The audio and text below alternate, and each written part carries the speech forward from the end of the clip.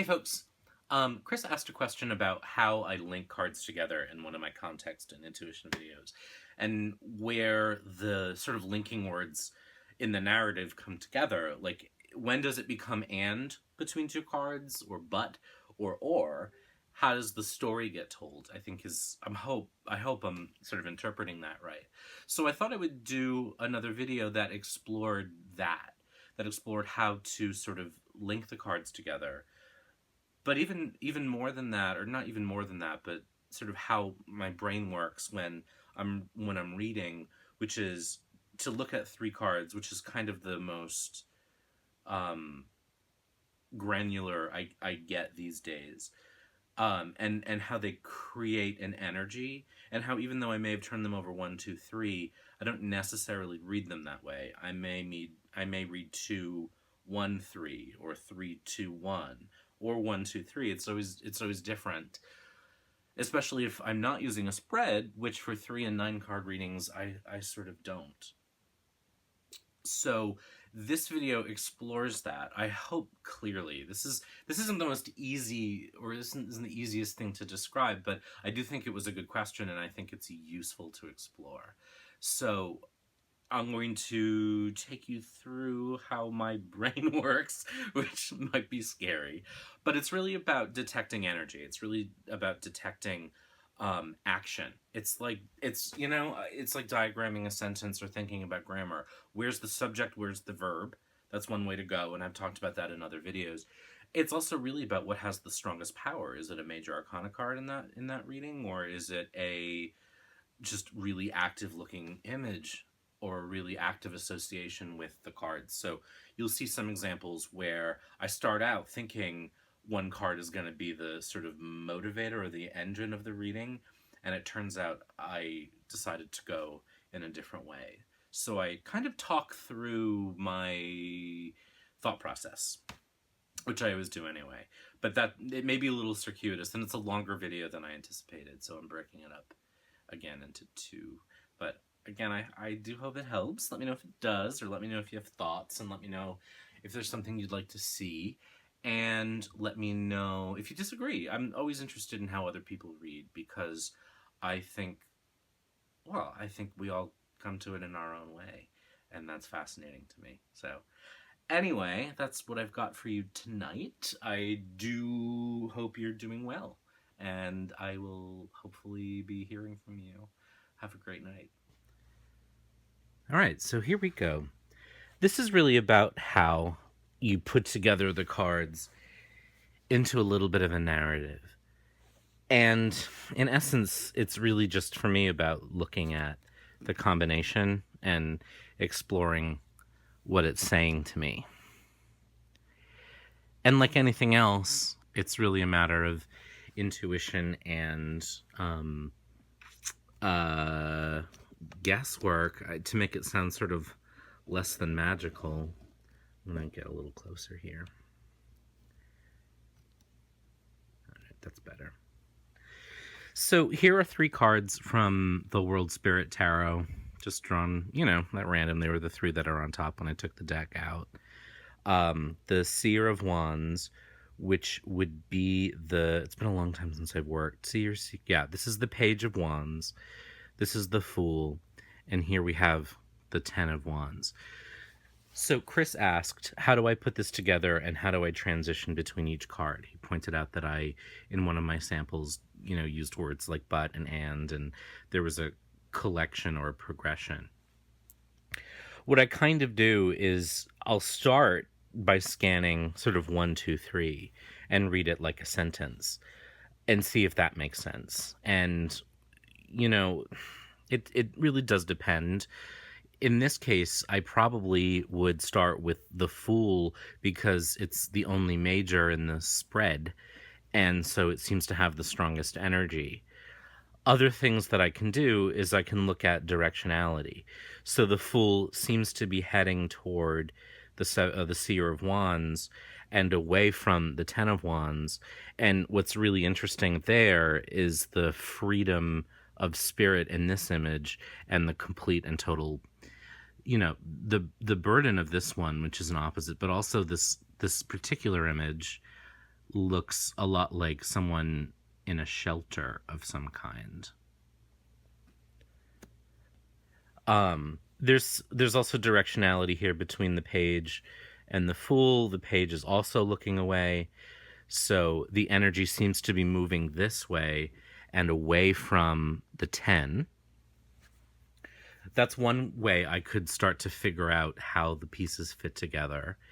So looking at this in that way, I might start in the middle here with the Fool card and say that the querent is using a newfound sense of freedom to help them discover a new project.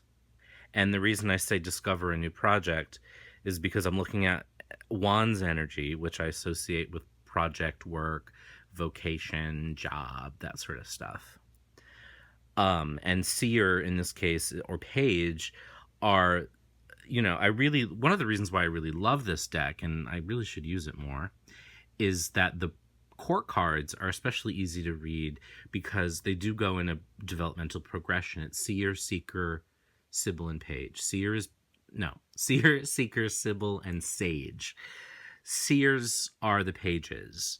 Seekers are the knights. Sibyls are the queens, and sages are the kings. And that really dictated to me how I learned the court cards as a progression, rather than I don't want to denigrate the way anyone reads, but for me, the archetypes, are they archetypes? Not even really. The personality types of court cards, as the stereotypical, tall, dark, stranger sort of card meanings never made sense to me.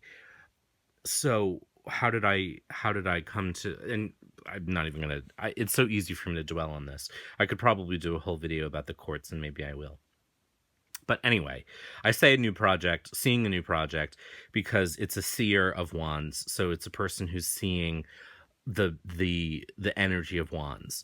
So seeing a new job, seeing a vocation, seeing a new project. Out of context, it's hard to know, right? So I would really need a question, which is why I harp so much on context. But without a question, if this were a general reading and someone just wanted one, I would say that a new energy in their life is going to push them toward discovering a new interest, a new project, a new job, a new vocation, something they're really going to get passionate about. And then that starts them down on the path of Seer, Seeker, Sybil, and Sage. So let's say this were a reading for somebody who was new to tarot, and they wanted to know what tarot was going to bring to them. I might say that this rush of new energy that discovering the tarot has given them is going to push them toward a whole new sense of interest in life and passion and enthusiasm, and they're going to become completely ignited and excited by tarot. They're going to be at the beginning of that phase, so they're going to discover it. Then they're going to have to become the seeker and go out and search for all the things that you search for in tarot, and go through that hunting phase of trying to find the perfect deck, all of that. At which point they'll transition eventually into the Sybil, which is the queen, the exemplar of the tarot, the sort of energetic enthusiast, the experienced reader, and then ultimately the king or the sage as the kind of embodiment of that excitement. So that's one way to do this, and you'll notice that I've completely ignored the Ten of Wands. So now I have to reconcile that because the card showed up. So this is causing this. So now I have to figure out what this means, and directionally, remember I looked at the direction of the images, these are moving away from this. So this new energy is causing them to go here, which is taking me away from a sense of feeling burdened and stuck and trapped and sheltered in a bad way. So here I'm reading a card, the Ten of Wands, in a negative light because the other two seem to suggest that I'm moving away from something negative. So this is causing this, and all of this is sort of traveling away from this poor guy. The Ten of Wands to me is not always negative. The Ten of Wands I often read as simply the effort of a job well done. When we, God, going back to third grade, I remember my third grade teacher saying, a job worth doing is worth doing well. Anything that you care about deeply and that you invest your energy into costs. And so at the end of the Ten of Wands, or at the end of the Wands, we get the 10.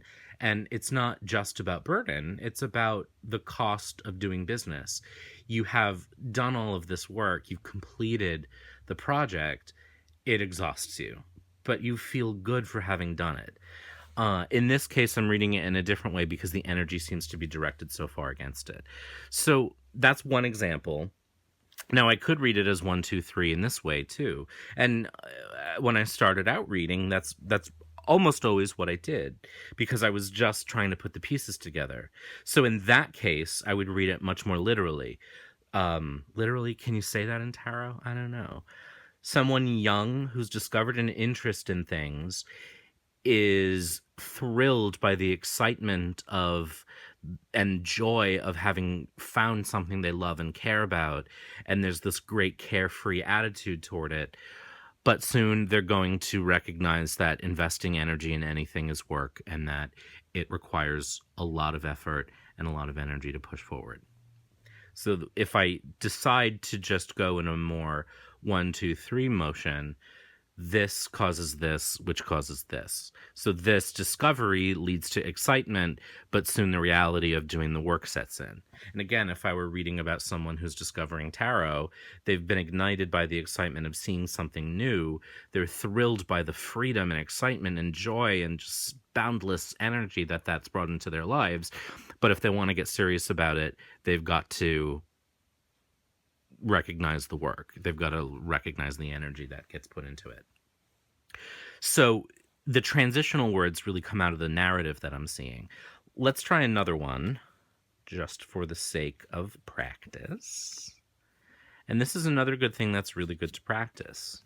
All right, so here we've got an interesting situation because we have 2 major arcana cards and 1 minor. So we've got the Hierophant, Temperance, and the 10 of Cups. So what do I do when the energy is so focused on powerful cards? Here I started in the center because I had the Fool as the only major arcana. Now I've got 2 majors and 1 minor. So in this case, I may look at what energetically is the strongest, which one may draw my attention as the most active, which one may seem to hold the most power, which one comes earliest in the sequence. Again, this is where we have to trust our intuition. So I'm going to trust my intuition and say the Hierophant coming first sequentially is where I'm going to begin. And it's a bit more of an erratic card than Temperance, which is so balanced. So Temperance seems, even though the energy is internalized, I'm deciding this is a more active card. Why? Intuition. And then this is going to be a result card. So what do I say here? Again, I have a very similar 1, 2, 3. So I have someone in the early stages of spiritual development. They may be an initiate or an apprentice in something. That's going to require a great deal of discipline on their part. It's going to require a great deal of focus and thought, and they're really going to have to practice the alchemy, because of Temperance, practice the alchemy of the spiritual path that they're going down. So the Hierophant is the beginning of the journey. Temperance is the journey. And then if they do keep down that path, they're going to find it very emotionally satisfying. But it may not be as dramatic a result as they expect, because major, major, minor. So dramatic, dramatic, less dramatic. Not a bad sequence of cards, but beginning, middle, and end. That's one way to do it. Now, I could read Temperance as the stronger card and say that I need to focus my energy between 2 concepts. So the one side of me that matters and the other side of me that matters need to be blended in order to fully embrace what I need from life right now. So there's another way to do it. The Hierophant represents the spiritual side of me and the disciplined side of me, and the Ten of Cups represents the party side of me. If I really need, or if I really want to live the most balanced life, I need to bring those parts together in moderation, balance them, and blend the way that the Temperance card does. Let's do one more really quickly. Here we have the Two of Cups, the Five of Wands, the Devil.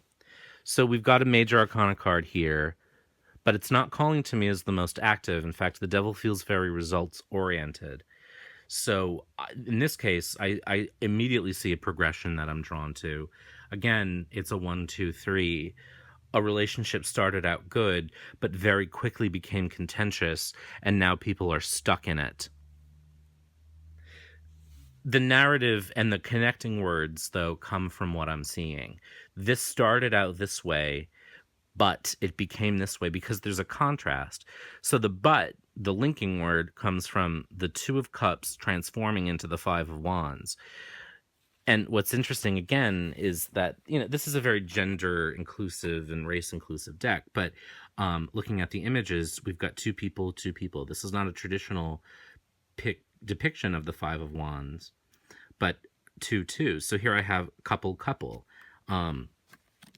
So they started out great, but it very quickly became contentious, and now they're stuck in it. So why did I not start with the Devil in this case? Because when I looked at the cards, I immediately saw 1, 2, 3. Let's try one more. Seer of Swords, which is the Page of Swords, Seven of Pentacles, the Hermit. All right. So this one's a little more complicated. I don't immediately see a pattern. So what do I say about that? All right. Seer of Swords, Seven of Pentacles, the Hermit. The Hermit, again, not an active card, but it is a major card. So what I'm going to choose to do in that case is look at it in reverse. There's a state of inner exploration and examination, a state of inner wisdom and peace that is allowing me to discover what all of the years leading up to now have harvested, have laid the groundwork for. So this inner state of serenity and peace and wisdom is allowing me now to see what the years of work that I've done leading up to this have yielded. And now it's going to open me up to a new way of thinking and start me on a new intellectual journey. This causes this, equaling this. This is one reason why I don't actually use spreads very often, because I like to let the cards talk to me about the way they want to be read. I could read it in exactly the opposite way. I could say that someone young, thoughtful, smart, maybe a little mentally erratic, but very, very intelligent, discovers a need for planning and laying the groundwork for their future. In order to make the most of that, they need to go inside or find a guru who can help them. Again, it's so dependent on the context of the question. It's so dependent on my instinct. It's so dependent on what I feel and so many other things. But at the end of the day, I have said this before in other videos. I really do believe that the combination of the reader and the seeker and the cards means something. So that if you come to me for a reading, the way that I see what's in the cards is kind of meant to be. I'm seeing them for you. If another reader got the same 3 cards, they would interpret it differently. So if you went to another reader, they either would have pulled different cards that told you what you needed to know, or you would have needed to know something different than what I would have told you if you had come to me. It's a very, string theory kind of thing, I think. But at the end of the day, I feel like the combination matters. So to return to my initial point, in terms of linking the cards together, it's such a matter of instinct and just sort of where are the energies taking you? Where are the energies going? Nine of Pentacles, Nine of Swords, Seer of Pentacles. Two nines, Pentacles, Pentacles, Swords. What's calling out to me as most active? Well, these two cards, if you look closely at them, are very, very passive. They're in very similar postures. So where I'm going to start is the Nine of Swords, which is far more dramatic, and the posture of it is much more active. So this feels like the central energy. So the Nine of Pentacles and the Seer of Pentacles. I've got someone who is feeling a huge amount of anxiety right now. And that I need to reconcile between these two cards. So they're feeling anxiety. Am I going to start here? You know what? Maybe not. This is the most active. This is still the verb in the sentence, but I still feel called to read it in a different way. So what I'm kind of working through right now as I talk is my natural mental state as I'm looking at the cards initially. So I thought I was going to start here, but I feel like I'm starting here. Someone is isolated and they're thinking a lot about what they have, but that isolation is causing a great deal of anxiety. And thinking about what they have is causing them to think about what they'll lose. So instead of enjoying what they've earned, they're thinking about what they'll lose. The way out of that is to see what they have in a different way and to discover the real value of what it is, and maybe to think of what the next phase of their journey is, what they can learn now so that they're not stuck here isolated thinking about what they have and freaking out about losing it, but exploring what they could do as the next phase. So there's my mental trip into the cards.